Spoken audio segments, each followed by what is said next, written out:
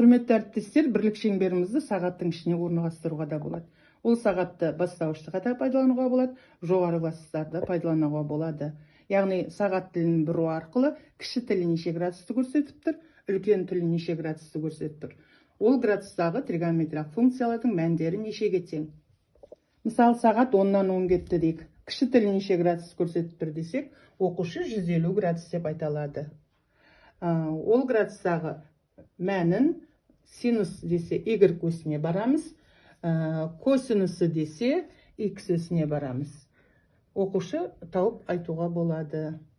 Үлкен тілі неше градусты көрсетіп тұр десе, 30 градусты.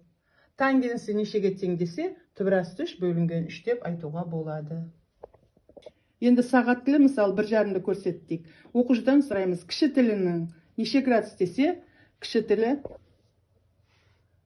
синус 45 градус көрсетіп тұр. Синусы нешеге тең? 45 градусы түбірасты 2 бөлінген 2-ге тең. Косинусы нешеге тең десе, түбірасты 2 бөлінген 2 тең. Енді үлкен тілін қарайық. Үлкен тілі 1-ден 35 кетті ма? Неше градуста? Қараймыз. 240 градуста. Синусы нешеге тең десе, y өсіне барамыз. Минус түбірасты 3 бөлінген 2-ге тең. Косинусы нешеге тең десе, жоғарғы x өсіне барамыз. Нешеге тең? Минус 2-ден 1-ге тең деп оқушы тауып айтады.